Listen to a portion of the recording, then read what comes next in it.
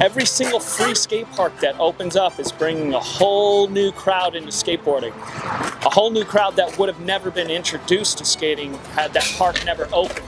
And so because more and more people are skating, there's more and more worse injuries. I mean, I hear about a head injury now, like probably, at least a really bad one, I hear about every month now. Whether it's, most of them are at the new skate parks, the public parks, the free parks that don't cost money. Some of them are in the streets with cars and stuff.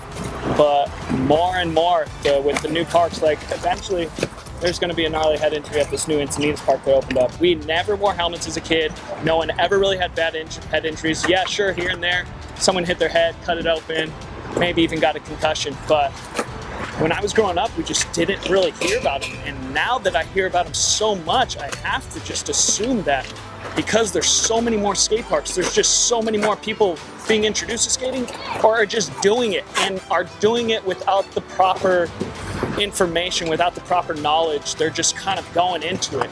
And there's a lot of that happening too. Like people are just picking up a board because a skate park opened in their town and they have no knowledge of how to go about it or to be safe or what everyone else is doing. They're just going at it because someone opened up a park, just like someone would open up a baseball field and the kids would have at it. Like you said, they're grinding 14 stairs now. I mean, 20 years from now, we got to think that those are going to be 30 or bigger. You know, and like you're saying, like when's it going to get dangerous enough for people to start wearing proper gear? And I honestly don't know the answer to that question. I feel that a product like this is possibly the answer to that question. Right now, it's honestly the look of a helmet and the fact that it hasn't been worn for so long, and helmets are pretty much today what they were back in the 60s and 70s. I mean, not much has changed with them. Maybe the ear guards or anything, but when people think about wearing a helmet, I mean, they think about those days, the early days, and it's like that kid can't fathom going back to that. So making safety feel like it's just clothing is a really great idea. I mean, the kids are wearing hats anyways, you know? Honestly, that's the great question, is when is it going to be enough?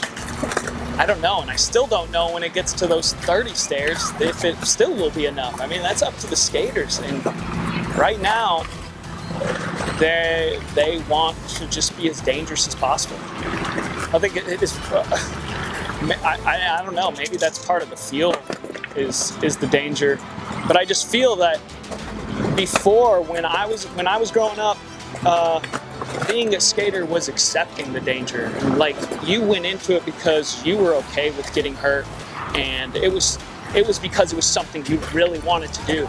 But nowadays, it's becoming a lot more organized. People are scheduling the days when they skate, and I skate on Tuesdays or I skate on Thursdays. It's becoming more like an organized sport, which means more and more people are doing it, and more less educated people are doing it. Not less educated in schooling, but less educated on safety.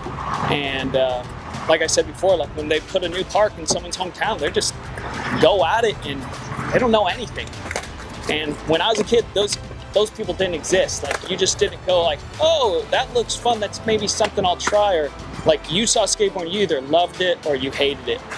And you either went into it full force or you just completely disregarded it. But now it's a thing where it's like, oh, maybe I'll try it, or I do it on a day. And kids are starting younger. Like, we started our lesson program at age 3. When I was a kid, I mean, I started skating at age 11. So any skating happening before that, I was like, it didn't seem possible. But now that we started a lesson program at 3, you can see kids can progress at those ages, and which means that we're getting a lot more kids skating, which means that the average skater that was 20 years ago is probably times 10 now.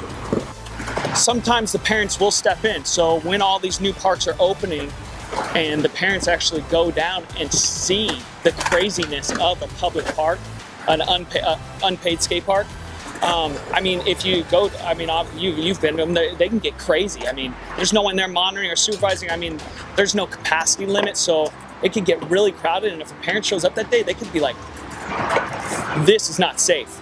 And that's when they kind of will interfere, and they're like, you know what, we need to go to a place more like the YMCA. And that's why our market still exists here. That's why we still have a business, is because of that attitude. I mean, I know that attitude hasn't been that popular, and that's why a lot of paid parks haven't survived these last 10 years. But I mean, we have been able to thrive because there is a little bit more of a responsible attitude with this new crowd coming, at least with the parents stepping in. If the parents aren't stepping in, most of the time the kids will not have that same feeling. They'll just go with what everyone else is doing. And when you show up to a skate park, everyone else is not wearing a helmet.